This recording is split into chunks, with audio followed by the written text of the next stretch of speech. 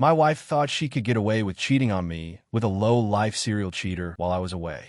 Before we dive in, just a small favor. If you like stories filled with drama, twists, and real emotion, hit that subscribe button and support the channel. That way, you'll never miss out on content that keeps you hooked. Hey, everyone, never thought I'd be posting something like this, but here we are. Strap in, because this one's a wild ride. My name's Mike, and I was married to this woman named Emily for the last 6 years. Now, before you go thinking we were the perfect couple, let me tell you, we weren't. But we had a good thing going, or so I thought. Things started to get weird about a month ago. Emily's phone never left her side. She was glued to it. Every ping had her scrambling for it, smiling at the screen like she just won the lottery. She got real secretive, too. If I walked into the room, the phone got tucked away like it was national security she was guarding. Then came the late nights. She suddenly had a lot of work to do at the office. But in all the years I'd known her, the only late night she ever had was binge watching Friends on Netflix.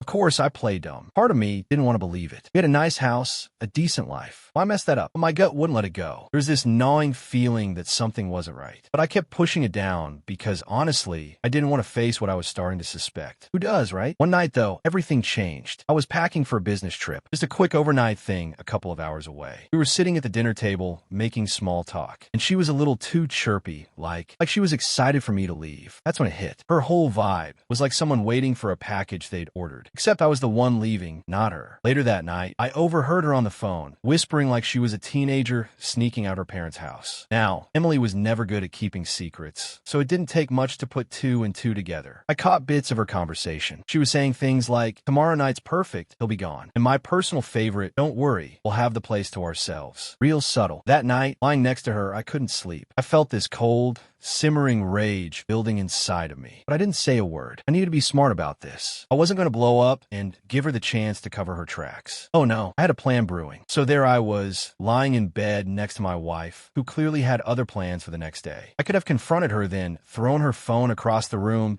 and demanded to know who she was sneaking around with. But no, I was too pissed for that. I wanted to hit her where it hurt. The element of surprise was going to be my weapon. I wanted to watch her get caught in the act. No escape route, no half-baked excuses. I decided I wouldn't be going on that business trip after all. The next day, I told my boss I needed some personal time off. Luckily, he's a real stand-up dude, and he gave me the green light. My next move was the electronics store. I dropped a small fortune on surveillance gear, cameras, hidden microphones, and a setup to monitor it all remotely. I wasn't about to mess around. If she was going to invite her boy toy over, I'd have a front row seat to their disgusting little rendezvous. I installed everything while she was at work. I'd seen enough spy movies to know where to hide the cameras in the living room, the kitchen, the bedroom, and even in the bathroom. Anywhere she might take her lover, I was going to see it. I wasn't just planning to sit back and watch this dumpster fire happen. No. I wanted to throw a wrench, or rather a laxative, into their little love fest. See, we had dinner plans that night. Before I was supposed to leave for the trip, I made sure to prepare the meal. I slipped the most potent laxatives I could find into her food. Petty, yes, but when your wife's planning to cheat on you in your own home, I'd say all bets are off. That evening, we sat down to eat, and Emily was glowing. She must have thought she was so slick, so clever playing house with me, while secretly plotting to bring another man into my bed. I watched her scarf down her meal, pretending I didn't have a care in the world, all while knowing her night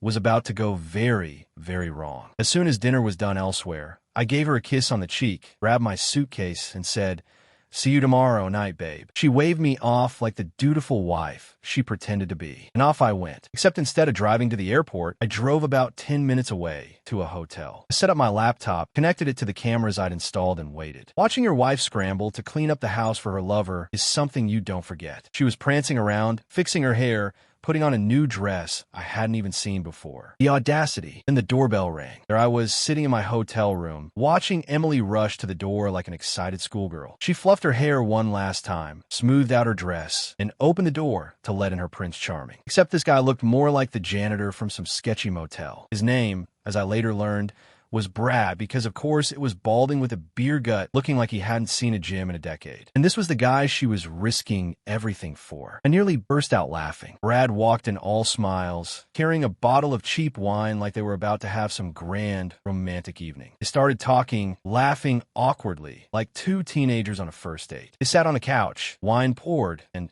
I could tell Emily was doing her best to play it cool. But that's when I noticed something was off. She shifted in her seat, Just a little at first, then again and again. I knew exactly what was coming. The laxative was starting to hit. She excused herself, trying to be all casual, and darted for the bathroom. Brad, clueless, just sat there, sipping his wine. Meanwhile, I'm watching her through the hidden bathroom camera, and she is not doing well. She's sitting on the toilet, her face twisted in discomfort. From the looks of it, the worst-case scenario had just kicked in. It was glorious. She tried to make it quick, but this wasn't the kind of situation you just walk away from. After what felt like forever, she came back out, her face slightly pale, and sat next to Brad like nothing had happened. But I could see it in her eyes. She was panicking. Brad tried to get romantic, moving closer, clearly hoping for some action. But just as his hand slid up her leg, boom, there she went again, bolting for the bathroom. I nearly choked on my beer from laughing so hard. By the time she came out the second time, I could tell the evening wasn't going as she'd planned. Brad was getting frustrated, and she was clearly mortified. They tried to salvage the night.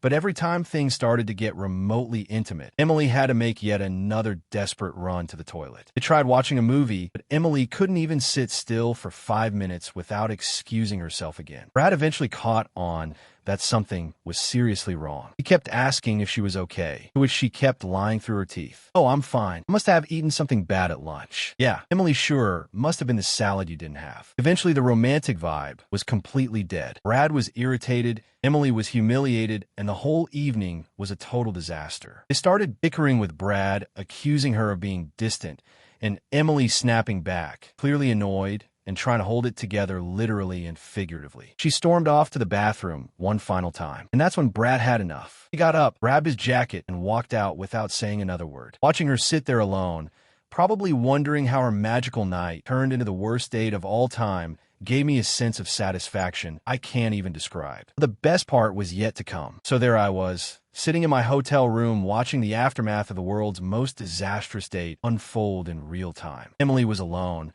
probably replaying the whole evening in her head, wondering where it all went wrong. Meanwhile, I was grinning ear to ear, knowing full well that the laxative was my handiwork. It was petty, sure, but after everything I'd seen, I think I'd earned the right to a little payback. I watched her slump back onto the couch, clearly exhausted from her trips to the bathroom and the emotional wreckage of the night. She sent a few texts, probably trying to explain herself to Brad, but he didn't reply. Can't say I blamed him. If I had to deal with that level of chaos, I'd have ghosted her too. She looked like she was on the verge of tears, but honestly, I felt nothing. If anything, I felt a little smug watching her squirm. After a while, she gave up trying to salvage the night, tossed her phone on the couch, and sat there stewing in frustration. She was probably angry at Brad, at herself, at the universe for ruining her little fling, but she had no idea that the universe was named Mike, and I was just getting started. By the next morning, I had a clear plan in my head. I wasn't about to keep living in a house where I knew she was scheming behind my back. So when I got home that afternoon, I didn't waste any time. As soon as I walked through the door, Emily perked up like nothing was wrong. Like she hadn't been scrambling to hide her dirty little secret just hours ago. "How was your trip?" she asked, putting on that fake smile she'd probably been practicing. I couldn't even look at her. "We need to talk," I said, cutting straight to the point that wiped the smile off her face. "I know what you've been up to, Emily," I started,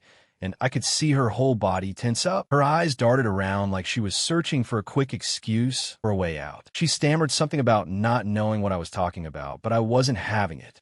Just don't," I said, holding up my hand. "I've seen everything. The cameras, the texts, your little plan to have Brad over while I was gone. I know it all." Her face turned white. For a second, I thought she might actually faint, but instead she switched tactics. The waterworks started, tears streaming down her face as she tried to plead her case. "Mike, it's not what you think," she sobbed. "I was just lonely, and we've been so distant lately. I made a mistake, but I swear I didn't sleep with him. Nothing happened, I promise." I had to laugh at that. "Nothing happened because you spent the night glued to the toilet, Emily. I made sure of that," I said, and her eyes widened in shock. "Yeah, I put laxatives in your dinner. Figured if you were going to cheat on me in my own house, the least I could do was make sure it wasn't a good time." Her mouth opened and closed like a fish gasping for air. She had no comeback for that. The tears kept flowing, and she tried to reach out to me, but I stepped back. "Don't touch me. I don't care what you think or what you feel. You've been lying to me for who knows how long, and now it's over." She collapsed onto the couch, bawling her eyes out, but I wasn't moved, not even a little. "You got until the end of the week to pack your things and get out," I said, my voice cold. "If you're not gone by then, I'll throw your stuff in the trash. And don't think about trying to guilt me into anything. I've already filed for divorce. You're done." I could see the panic in her eyes. She knew I wasn't bluffing. "Please, Mike," she begged, her voice shaking. "I'll do anything. I was stupid. I know we can fix this. I don't want to lose you." "Too late for that," I said, turning my back on her. "You didn't care about losing me when you invited that loser into our house. Now you got to live with the consequences. I walked out of the living room, leaving her sobbing on the couch, and locked myself in the bedroom. I wasn't going to let her guilt me into forgiving her or gaslight me into thinking this was something we could fix. It was over. She knew it, I knew it, and soon enough the rest of the world would know it too. What she didn't know was that I had one final card to play. I like to say I felt some kind of satisfaction after that confrontation, but truth be told, I was still pissed. The whole situation felt like a bad dream I couldn't wake up from, and Emily's tears did nothing to soften the blow. So while she was sobbing in the living room, I locked myself in the bedroom and started putting the last pieces of my plan together. You see, it wasn't enough for me to just kick her out and get a divorce. I wanted her to feel the full weight of her actions. Emily might have thought she could cheat on me in my own house and walk away with a sad little apology, but I wasn't going to let her off that easy. And Brad, well, that man had his own reckoning coming. The next morning, I woke up before she did. It was like living with a ghost. She'd spent the night in the guest room, probably crying herself to sleep. Frankly, I didn't care. I grabbed my phone and made a few calls. First to my lawyer to finalize the divorce papers. I wanted her served by the end of the week. Then to Brad's wife. Yep, you heard that right. This fool Brad had a wife. Her name was Jessica, and she had no idea what her scumbag husband had been up to. Lucky for her, I did. I called her that morning. It wasn't a conversation I was looking forward to, but it had to be done. The phone rang a few times before she picked up. Hello? She answered, her voice bright and cheerful. She had no clue what was coming. Hi, Jessica, I said, trying to keep my voice steady. My name's Mike. I'm Emily's husband. There was a pause. I could almost hear the gears turning in her head. Oh, Mike, hi. Is everything okay? She asked, clearly confused. I took a deep breath and said it straight. Listen, I hate to be the one to tell you this, but I think you need to know that Brad has been seeing my wife behind your back. They were planning to meet up at our house while I was away for work. I've got proof, and I thought you deserved to see it. Another long pause. Then, in a much quieter voice, she said, are you sure about this? Unfortunately, yeah, I replied, feeling that familiar pain and anger rising in my chest. I've got emails, texts, and footage from security cameras. I could send you everything if you want. I hung up and looked over at Emily, who was still in the guest room, probably wondering if I was going to change my mind. Spoiler alert, I wasn't. Later that day, I met Jessica at a small coffee shop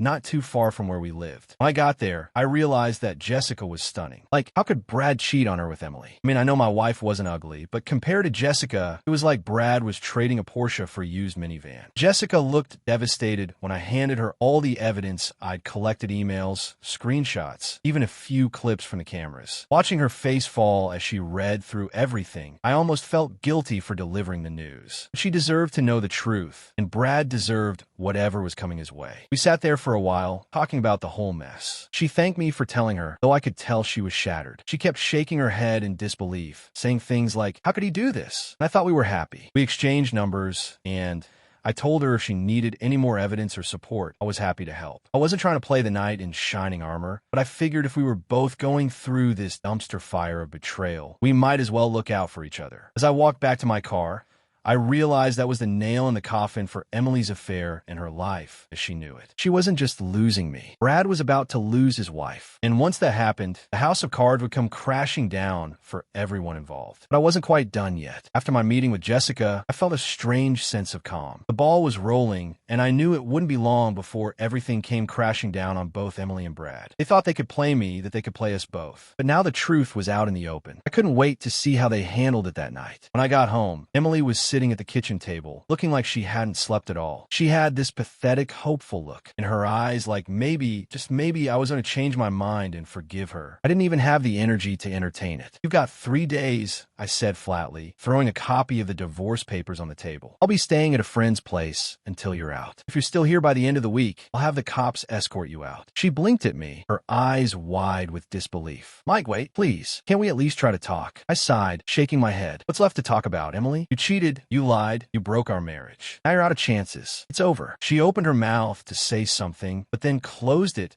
realizing there was nothing she could say that would change my mind. I still love you, she muttered, almost like she was trying to convince herself. I let out a bitter laugh. Yeah, well, I used to love you too. But that was before you decided Brad was worth more than our entire marriage. Now I don't feel a damn thing. Her face crumbled, and for a second I thought she might try to beg again, but instead she just nodded, defeated. Fine, she whispered. I'll pack my things. I watched her walk inside, and for the first time in days, I felt a weight lift off my shoulders. This was at the end of the line. As she packed up her things, I stood in the living room watching her throw clothes into boxes, her movements sluggish and slow, like she was in a daze. Part of me wanted to feel bad for her, but I couldn't. Not after everything. It took a few hours, but by the time she was done, the house felt lighter, like her presence had been suffocating me, and now I could finally breathe. She dragged the last of her bags out to the car, and I followed her to the front door. "Goodbye, Emily," I said, my voice flat, offering nothing more than a cold finality. She turned to look at me one last time, her eyes filled with regret. "Goodbye, Mike," she whispered, and then, without another word, she got in her car and drove away. I watched her taillights disappear down the street, and for the first time in a long time, I felt free. But just when I thought it was all over, life threw one last curveball at me. After Emily's car disappeared from view, I stood there for a while, just staring at the empty street,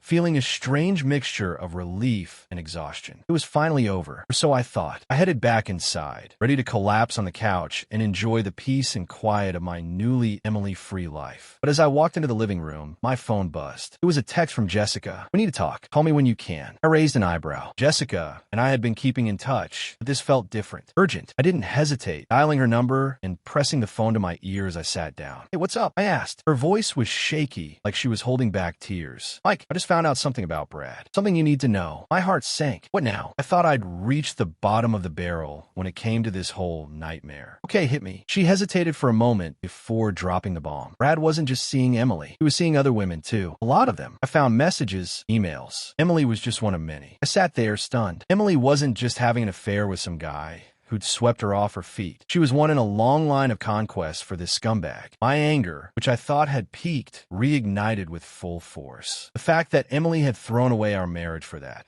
for some serial cheater who clearly didn't give a damn about her, made the whole thing even more pathetic. "Thanks for telling me," I finally said, trying to process it all. "I guess it's just more proof that they both deserve whatever's coming." Jessica sighed. "Yeah, it's been a rough few days. I'm filing for divorce, obviously, but I don't know Mike. It just feels like a bad dream. I can't believe this is my life now." I nodded, even though she couldn't see me. "Trust me, I get it, but you're doing the right thing. We both are. Both are. We're better off without them." She was quiet for a moment. "Then you're right. It's just hard to see that sometimes, you know? I do. But we'll get through it. They're the ones who will have to live with the consequences of their choices." We talked for a bit longer, mostly about how ridiculous it all was, how Emily and Brad had managed to destroy 2 marriages for a fling that meant nothing in the grand scheme of things. It was almost laughable, except neither of us was in the mood to laugh. When we hung up, I sat there staring at my phone. Emily didn't know yet about Brad's other affairs, about how she wasn't special. Part of me wanted to tell her, to throw it in her face and watch her crumble under the weight of her own stupidity. But another part of me didn't care anymore. She wasn't my problem. Not anymore. A few days passed, and I settled into a new routine. The house was quieter, cleaner, and most importantly, free of the tension that had been hanging over it for months. Emily tried texting me a couple more times, begging for another chance, but I ignored her. It was over. I made my peace with it. Then one evening I got another surprise. There was a knock at the door. I opened it to find Jessica standing there, looking as tired and worn out as I felt. "Hey," she said softly. "Hey," I replied, stepping aside to let her in. We sat down in the living room, and for a while we just talked. Not about Emily and Brad, not about the affairs, but about life, about what came next. It was strange sitting there with someone who had been through the exact same storm, yet still felt like a stranger in many ways. But it was also comforting. We were both navigating the wreckage, trying to figure out how to rebuild. Eventually, Jessica smiled. A small, tired smile, but it was real. "You know," she said, "it's weird, but I feel like we're going to be okay. Maybe not today, maybe not tomorrow, but eventually." I nodded. "Yeah, we will." But for the first time since this whole mess started, I actually believed it. As we sat there in comfortable silence, I realized betrayal can break you. It can tear your world apart and leave you questioning everything. But it doesn't have to define you. It doesn't have to be the end. You can pick up the pieces, rebuild, and even find a little light in the darkness. Emily and Brad,